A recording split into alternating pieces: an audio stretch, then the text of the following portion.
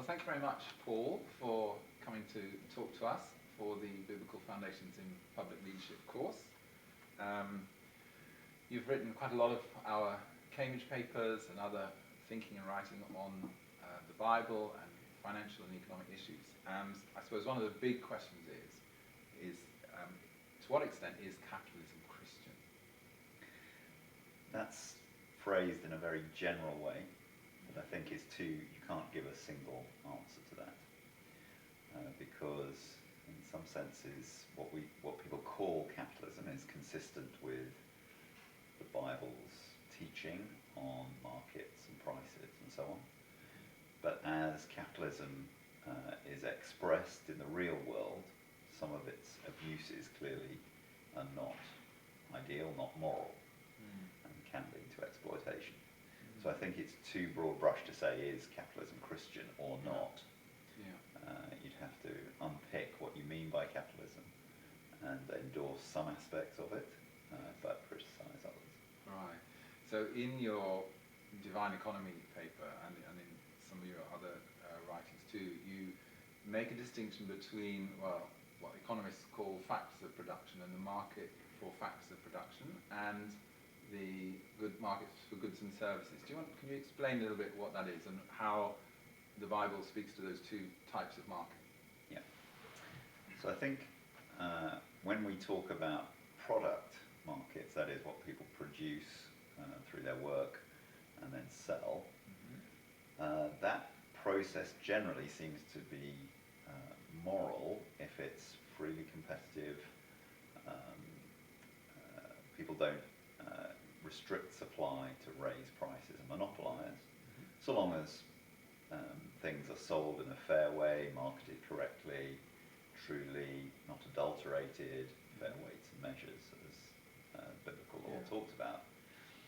Then the price mechanism that comes from that process of competitive supply and demand is seen as generally the fair price for things. Right. And the church, through its history, particularly in medieval times when it was grappling with this issue about what is the just price for a good or a service, generally came out with the belief that the result of a competitive market process is the just price. Right. There is no objective value to something.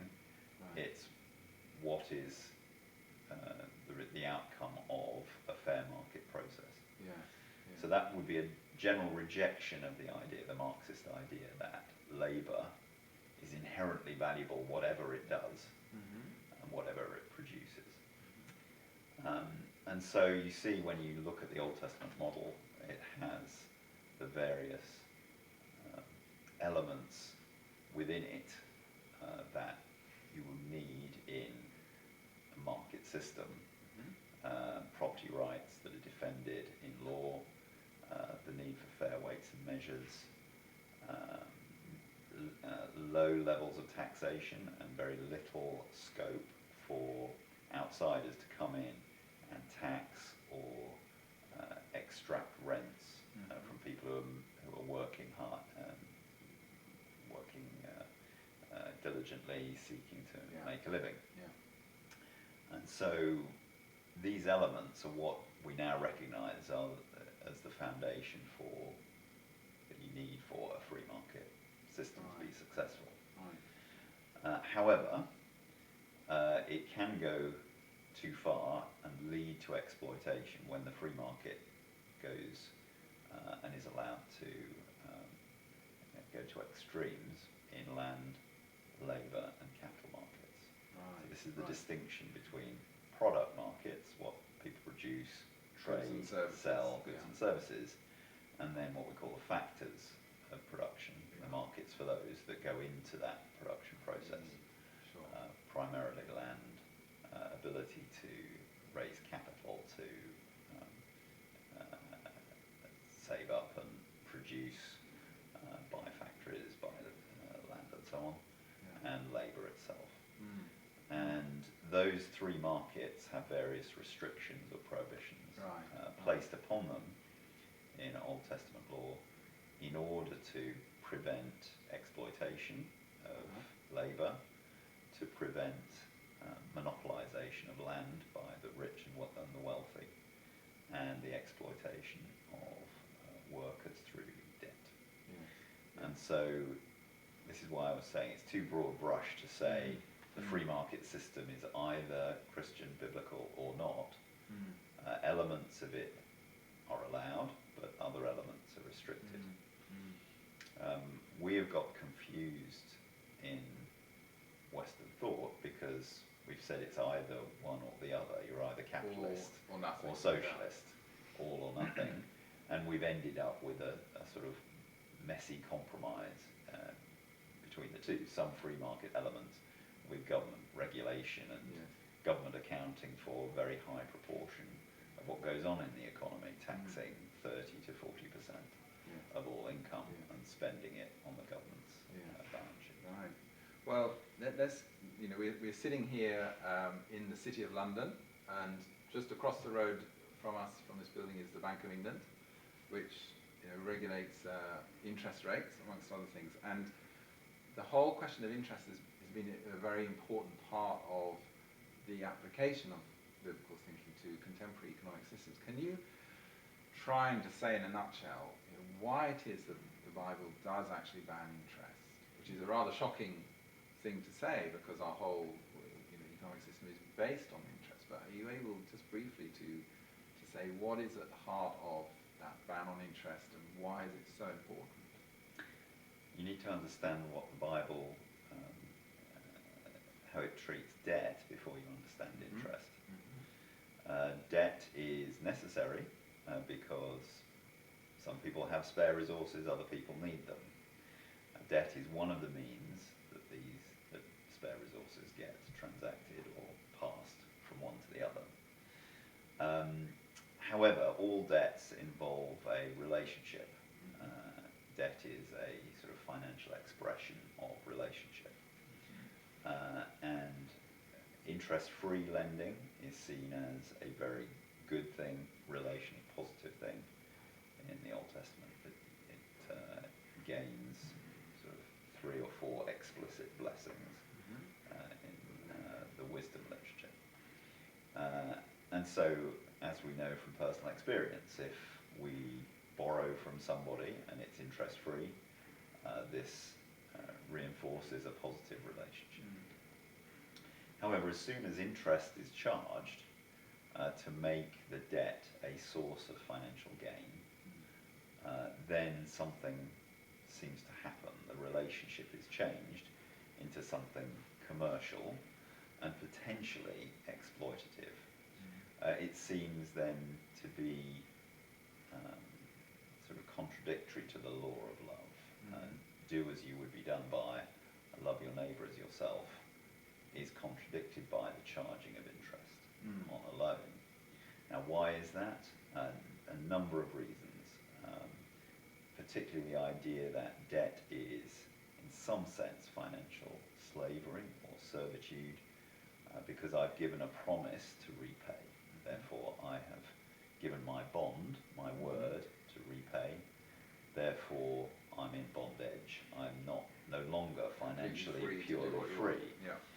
And so therefore, interest on a debt is profiting from the financial slavery or servitude of another. And therefore seems to be inherently contradictory to the law of love. Now, if interest rates are kept low, if nothing goes wrong in the wider economy, if jobs are not lost, illness doesn't strike, etc., etc., I'm not saying that the sky falls in and terrible things happen, but when bad things do occur, because debt bears interest, various bad things will then happen. So either interest starts compounding on itself and people get into serious debt difficulties because their income can't keep up with the rate of interest and repayments, and you get into a spiral of a debt hole. Or debts seem to then multiply in the wider economy, because when debt is transacted, it's seen as less risky than outright ownership of goods and services, goods and assets, particularly equity. And so debt then becomes collateral for other loans. Debt becomes money. It starts you can multiplying. buy and sell debt. Yes, it starts multiplying upon itself. And so what we've seen throughout history is that when you have a free debt market, it tends towards booms and busts and sort of exaggerating the cycles within the wider economy. Right. Just theologically, it also encompasses a prideful view of the future. So an interest-bearing debt contract is saying something about intentions in the future, what's going to happen. I'm going to repay, and I'm going to pay extra on what I borrowed. And I'm making assumptions that I'm going to be able to do that. I'm giving my word that I can do that. This seems to breach the humble attitude towards the future that the Christian is enjoined to have. Proverbs 27 verse 1, James chapter 4 and so on. All such boasting about profit in the future is evil, because only God knows the future. I must be contingent. I can plan about the future, but it is always under God's will, and knowing that things could change that I do not expect. And so therefore contracts that allow for things to change in the future, expectations not to be met, seem to be much safer theologically than a debt contract that is based on an assumption of what is going to happen, and then we base further assumptions on the debts being repaid, and so on and so forth. So if whilst it's not possible to completely, get rid of debt and interest, are there more relational ways of, if you like, building the economy, or can we grow? What from a relational point of view, what does a just economy look like? Yes, so moving away from debt is part of that. That would be a relatively easy thing to do, to take away the incentives we give to the debt-based system. So it shocks people that nearly every country still gives tax incentives to companies to borrow rather than to sell shares and to finance their investment with equity as opposed to debt. That privilege is also given to banks, and so surprise, surprise, we're always struggling with controlling banks and other debt-based intermediaries from borrowing heavily, taking risk, and leveraging themselves. Because literally, the interest they pay on what they borrow, they can write that off as an expense. In the main, yes. Whereas they can't with the dividends they pay out on shares. And so we both have, all companies in general, but banks in particular, given various privileges and tax incentives to borrow and to sort of manufacture debt contracts to finance assets rather than equity or rent share contracts or leasing contracts. Which tend to share more of the risk and the reward. So is that a more relational direction, this better sharing of both the upside and the downside? Yes, so in the main, rent share or equity type contracts involve less of this presumption on the future. They're contingent. When things go wrong, payments can be adjusted, losses can be absorbed, and so on. You're not making as strong an assumption. This does not mean, however, that all shares are relationally positive investments. My pension fund might be invested in shares on the other side of the world. I have no relationship whatsoever with the companies involved, and so it may be better than a debt contract, but it isn't necessarily particularly relationally positive. And so on a personal level, if I'm taking this idea of relationship seriously, then I would need to be starting to think about, do I know what my investments are being used for, which companies am I invested in via my pension fund, my insurance policy, my mutual fund, whatever. And am I comfortable with how those companies are managed, what businesses they're in, how their profits are being derived. In the main, we have completely abrogated that idea of stewardship and relationship from our investments. Yeah. So we are encouraged just to give our money into a pension fund. At best, we'll then say, should it be invested in bonds or equities? And that's really it. And the fund managers go off and invest it either in a general stock market index or a hedge fund who will then do things with that money that they don't understand or don't know about, and so on. So part of this sort of relational idea for investment on a personal level is to start getting people to understand where their money is going, how it can be used to improve the management of these companies in a relationally positive way. What about in, say, other parts of the world where there's a lot of people don't have a pension fund, for example, and I'm thinking perhaps at the level of the local church, what can local churches do to kind of live or express a rather different way of handling finance and stewardship for the kind of the common good or for relational advantage?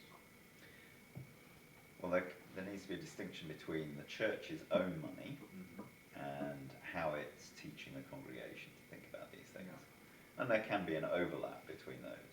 So a church should be a relational community and expressing love within the body, not just practically but financially. So I would hope every church would have a fund administered by deacons or elders for helping those in dire emergency and need.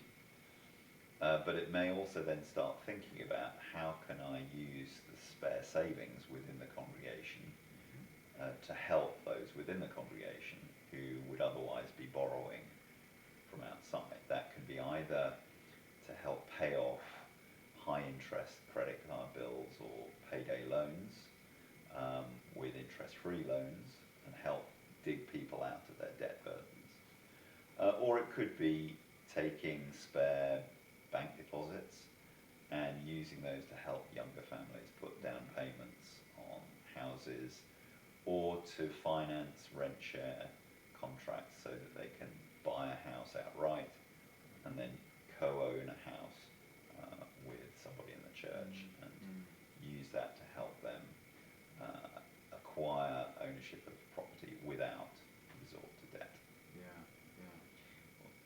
A church could think about running their own credit union or contributing to a local church credit union with other churches or other community bodies.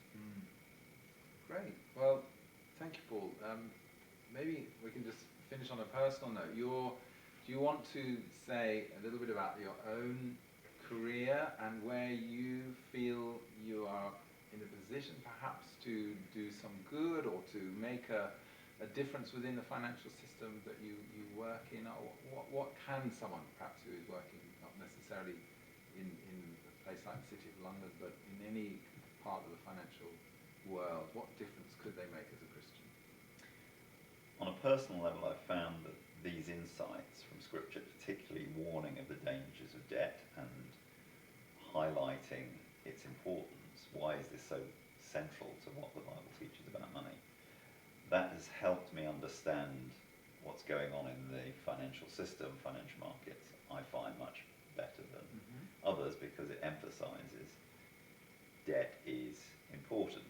This distinction between equity and debt is far more important than economists generally think. And so academic economists dismiss this distinction and think it's somewhat artificial, but that it's only artificial in their models that are idealised. In the real world, information really matters. And so therefore it gives those who understand this much more of an insight into what's really going on. As a result, it helps both understand financial crises, so you understand why events of 2007, 2008 do occur and why they're much more serious and harder to get out of than was generally assumed at the time. But it also helps you understand why it's taking so long to recover and why this could be a generational issue, because we've still got heavy debt burdens that have been financed at very low interest rates, but not properly addressed. Debt hasn't really been written off, hasn't really been converted into equity. And so that gives you the sort of pointer towards understanding how to get out of the crisis if you're giving policy advice, but also understanding why it's going to persist for a long time. Great. Well, thanks very much, Paul, for your time and for sharing your insights, and hope to perhaps interview you again on another occasion. Okay, thank you.